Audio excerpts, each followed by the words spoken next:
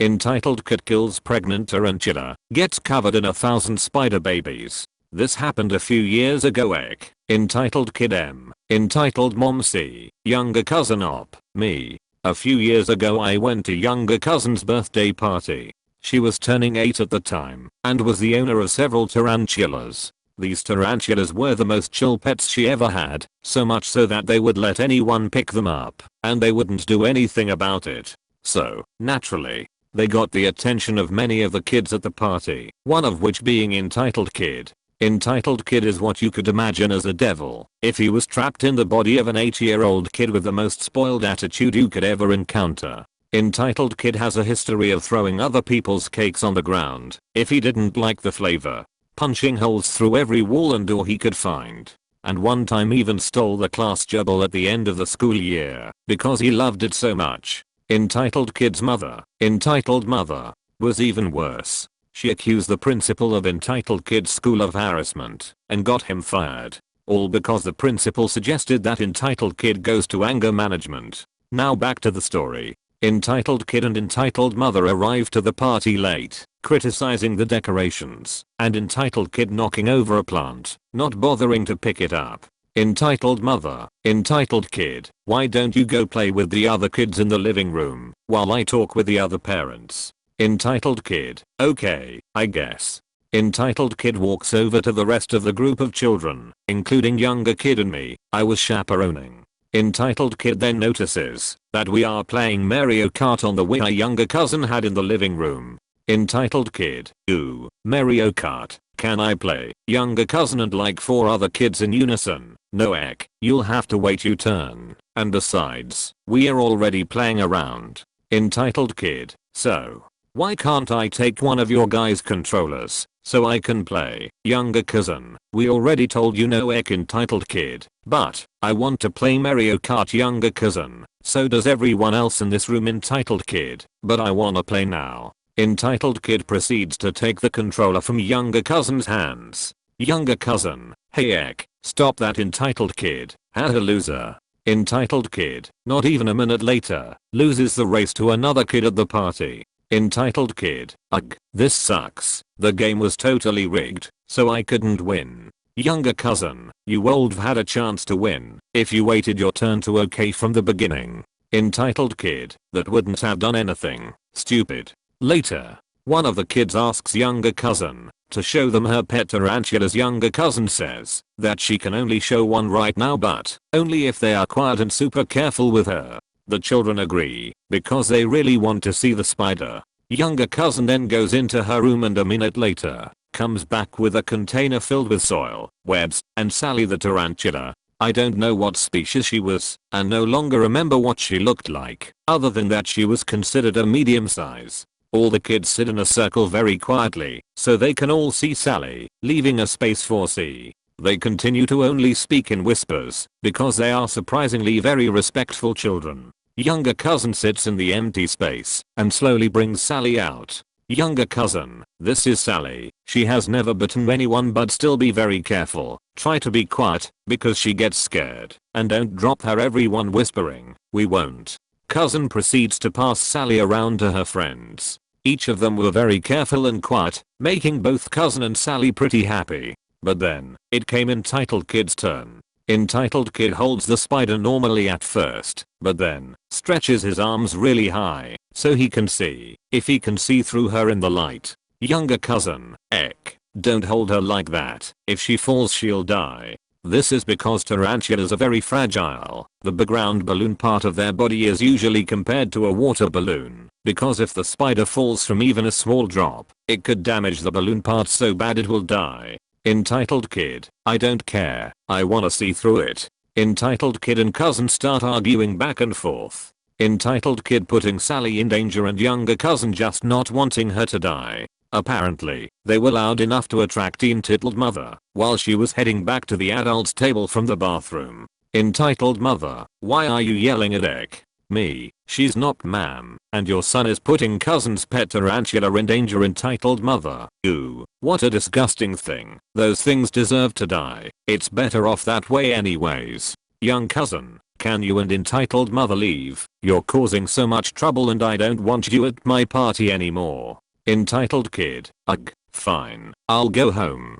Entitled kid then proceeds to think something is crawling on him, and he gets so scared that he drops Sally on his bony ass knees, instantly killing her. Every kid in the room watched in silence and horror as we see her lifeless spider on this kid's legs. Entitled kid. Ooh, disgusting. Entitled kid then moves her dead body off his knees. But it was too late, as apparently Sally was pregnant, and there were about 1,000 tarantula babies all over his legs. Entitled mother and everyone else in the room start screaming. Entitled mother faints at the sight.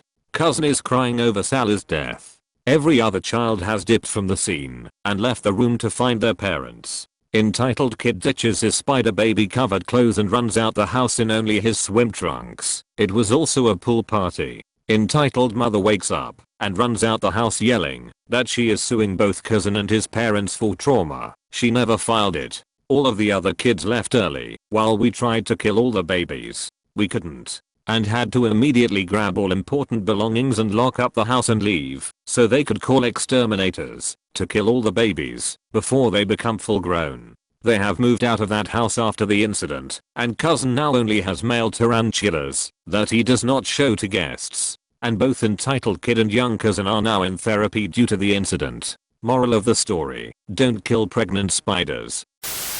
Entitled aunt tried to barge into my room while I was changing my clothes and got her head banged against the door. My crazy entitled aunt, whom you all know so well by now, had an annoying habit, one of her many annoying habits, to just storm in when I was changing my clothes. The door would be closed, and if it wasn't locked she would just let herself in. My protests that I may be in a state of undress fell on deaf ears, as did any insistence that she knock before entrance, like a civilized human being.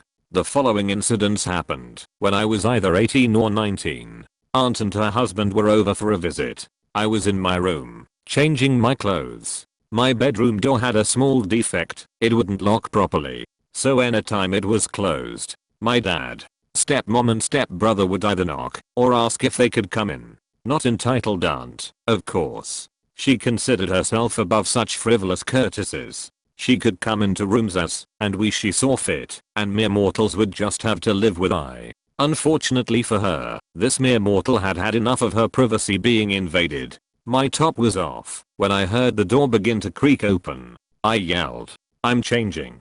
Wait outside." As expected, aunt didn't listen and was about to stick her head in when I swiftly reached the door, pulled it back a little, and slammed it hard into aunt's thick skull. Not enough to crack her skull, but enough to hurt. Aunt let out a howl that instantly brought a smile to my face. She went downstairs whining. I followed. She yelled at my dad about what I had done. My dad and uncle, aunt's husband, were drinking at the time and were uncharacteristically chilled. Dad just looked at her, then looked at me, and said something like, "Yeah, don't do that." My uncle just burst out laughing, as if his wife getting her head banged was the funniest thing he had ever heard. Such dismissal of her grievances was too much to bear for my aunt. She demanded that they leave immediately. Uncle told her he was in no condition to drive. Besides, he and my dad were going to watch a cricket match, so leaving was out of the question. Aunt dialed my cousin's number, believing wholeheartedly that her son would come to her aid. But judging from her end of the conversation, Calvin was out with his friends and wasn't going to drive all the way over to deal with her stupid ass, and why couldn't she just stop getting into unnecessary squabbles? Aunt had no options left. She just sat down on the couch while holding against her head the ice pack my stepmom had brought for her. Her anger was boiling over, but was completely ignored by my happy dad and uncle. It was a lovely evening. Mum's new boyfriend starts acting as if he would be my dad, and at first made her back him through smart lies, till he overplayed his hand big time, satisfying karma at the end. Let me first give you some background, so you get here people are coming from. My father has left a few years prior. Mum bought a small house from the money from the separation, and a few months before has gotten herself a boyfriend. At first I was truly happy she had moved on, but soon I realized she has fallen for some real piece of crap. Now you need to understand. My father was an alcoholic and a narcissist, so my mum's normal meter was truly broken. Anybody treating her halfway decent must have appeared like Prince Charming to her. So please do not judge her too harshly for her choice. I don't. Now he was not only halfway decent, he really treated her well, though he was in a hole to me. Brought her flowers. Went to tea to it regularly, etc. But what I realized, and she did not, was that he was a parasite. He had maybe $100 to his name and his only income is support from the state, a couple $100. Now I already hear you ask, how did he afford flowers and going out? By living rent free, and have all his costs paid for till he gets back on his feet. One last thing, as the headline already told you, he soon started to show an immense entitlement towards me. Basically he said this is his house, so I now have to follow his rules. Of course I told him this is my mum's house, not his, and I do not have to do jack shit, unless mum tells me so. He took that really badly, since he had an ego problem, as you probably already guessed. I tried to tell my mum, but she would not believe me, since he always acted very nice to me when she was around, but as soon as she was no, the Cold War started. He pulled a lot of small shit like demanding in a patronizing voice I bring him some beer while watching TV with me while mum was on the loo. When she came back, he told her he had asked me nicely to bring him a beer when I stood up to get something, but I refused, insulted him and sat back down. So of course she told me to apologize and get him beer. I tried to explain, but she would not let me. So he kept pulling petty bullshit to establish dominance. After this whole story I asked my mum why she would always believe him and not let me explain. Apparently he had told her I was super jealous he was in the house and wanted to get rid of him by trying to make him look bad. So she backed him to show me he is not going anywhere. Time for the main act. I had gone out the night through Friday to Saturday and had come back at 3 AM. My mum was gone over the weekend and he exploded. How dare I disrespect him like that coming home this late? I told him calmly he does not get to declare a curfew for me, and my mum allows me coming home this late, which is true, provided I stayed at the house of 3 specific people I'm friend with, and whose parents are my mum's friends. He flipped out even more, and called me a dirty liar. He then gave me the classic, as long as you put my legs under his table, and me being a smartass of course answered, this is my mum's and my house, you are a guest here. He screamed at me, he is gonna kick me out of the house and I will not be allowed back till my mum returns. I screamed back he cannot do that, since this is not his house. I threatened to call my mum. He, emboldened by her backing him up all the time, told me to do just that. But I better not lie to her and tell her what is actually happening. I put her on speaker and told her, he is trying to kick me out of the house till you come back Monday. It was Saturday. She did not believe me and told me to put him on the line. So he started by telling her I disrespected him as the man of the house by coming home so late and lying to him about this being okay when I stay at friend's house, and that I need to learn to respect him. So it is up to him how he disciplines me since she is not there. Then he lied and said he told me to be home by 1 AM. For the first time he let his mask slip and she picked up on it right away. So let me get this straight, I allow my son to be out till 3, but you think you get to overrule my decision on my son, and now you think you get to kick my son out of his house? He realized he messed up. He tried to get her to take his side, but only dug his hole deeper. Well, he keeps not respecting me in my own house. If you let him win now he will never respect me. And you think the right punishment for disrespect is to kick him out for 2 days? Yes. Finally you get it. I knew you would come around. Well, he did nothing wrong, since he was allowed to go out that long. You have no right just to overrule my decisions on my son. But, I'm not done. Apparently you think the right punishment for your disrespect is to kick you out till Monday. But I only have $100. This is not fair. Where am I supposed to go? I'm sure my son had even less money, and you did not give a crap. You got 30 minutes to leave. I tell the neighbor to check. If you are still here in half an hour he will call the police and have you trespassed. When I come home Monday we will talk. I'm such an idiot that I kept believing you over my son. Once mum came home I told Hannah how he kept pulling this bullshit on me, and she was so sorry she kept backing him up.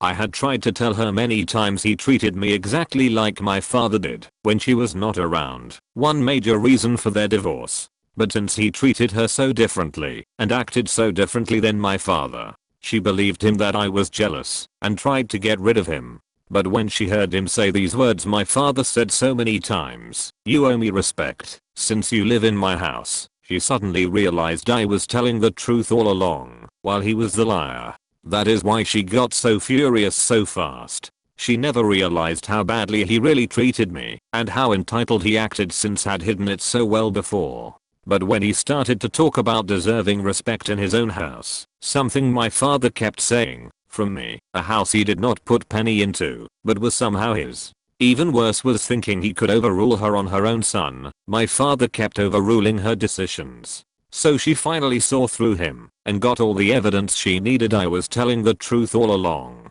They broke up that Monday. He never even got back into the house. They met for a coffee and she demanded her keys back. Originally she wanted to give him a month. But when she entered the bar they met at, he right away started to scream at her how dare she kick him out of the house like this, and that now he would never get the respect from Mimi he is entitled to. So she told him she is only here to ask for her keys back and that they are through. P.S. I did not know if this belonged here or in entitled people. It fits for both, so I posted it in both.